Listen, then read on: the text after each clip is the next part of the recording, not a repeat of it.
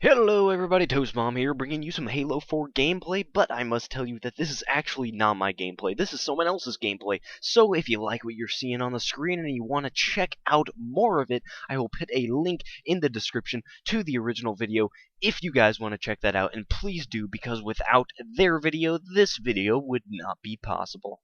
Now in this gameplay, we discover a few new things. One is that you can't crouch in the hard light shield. You're always in that standing upright position, so there's no crouching. It's not like Call of Duty where you'll cover up your feet and it'll be harder to shoot you. You're always standing, so you'll always have the same amount of exposure. There's no way to lessen that by crouching. Also, we find that you can actually destroy those turrets on the top of the base. I assumed maybe you could do this, but I wasn't quite sure because I hadn't seen that happen in any of the gameplays. The guy takes 3 sniper shots to kill it, so it does have quite a bit of health, but it doesn't seem like it really compares to anything like a ghost or a vehicle, something like that. Seems to have slightly less, so maybe a well-placed grenade and a few DMR shots will take it out. Now, I definitely do think it's good that they are fairly, relatively weak, because they are pretty dang powerful. At one point, the guy actually gets in range of the enemy's turret, starts getting shot in the back, and almost dies to it. Now, it didn't seem like it was like as powerful as the Saw or anything like that, because that gun is just absolutely ridiculous, which is why it's a power weapon, luckily.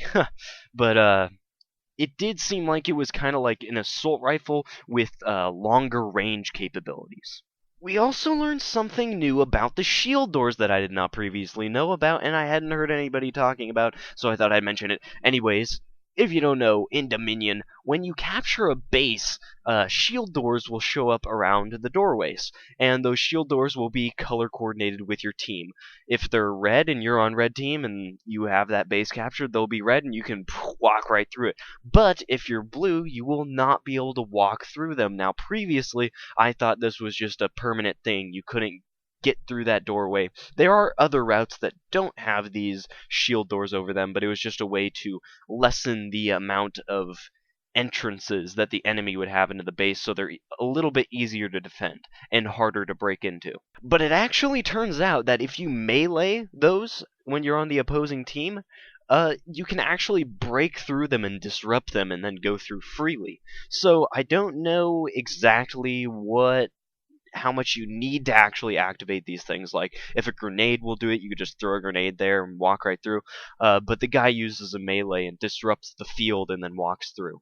I think this new feature could actually have some pretty cool implementations. The first thing I thought of was for an achievement horse map, one of those really hard challenge maps that the Rooster Teeth people pick up for their weekly video, where you'd be flying through a man cannon. There'd be one of those shield doors, and you're blue, and you're just gonna run straight into that shield door and not make it through.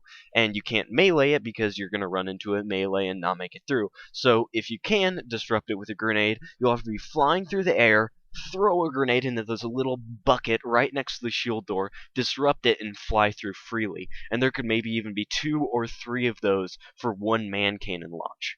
This could also be used for a few interesting things for maps, like say you have some boxes up above near the ceiling that aren't in the phase physics mode, so they don't float in the air. They're just being affected by regular physics and they'll fall down and bounce around and stuff. But you want them to stay up there and be triggered by something. Well, normally people do this by having like a grav lift or something like that where the boxes are sitting on top, but if these shield doors actually hold back objects as well, you could have a horizontal one of those, making like a floor thing at the ceiling, and have a whole bunch of boxes up there. And then when you shoot like some fusion coils, it'll create a chain reaction of fusion coils that'll go up, disrupt the field, and the boxes will fall down and rain terror on everybody outside. Also, if this works with vehicles, I think it could be pretty interesting as well. Say, like, if you have a race course where in the game type you have 2 different teams. You have a blue team and a red team. And then you're going up this hill. And one panel of the hill is a red panel. So the red team's going to go through that red panel and go down through a separate route. But the blue team's just going to drive over that red panel and go over the hill on a separate route. So that could be lead to some pretty interesting things where different colored people actually go in different ways around the race course. Of course, you could have 2 separate sort of paths that the players could choose from, but, you know, it would be kind of cool to force different teams down different routes. Now, if you can adjust if they're invincible or not, this would be an amazing idea. You make two ships, and create one of the maps from Star Wars Battlefront, one of those space maps where you have the two giant ships, and you use those shield doors for the hangars so you can't get through, and then you need to attach an objective to it, so the other team needs to go over to the other base and blow up some stuff or capture some points, something like that, so they can open up the hangars and get inside the giant ship and start capturing the domination points. That would be the coolest thing ever. And on top of that, now that they have the Impact, the new Forge map that is in space, you could even replicate that even greater because it would be super space battle. It would be awesome. But those are pretty much all the ideas that I came up with.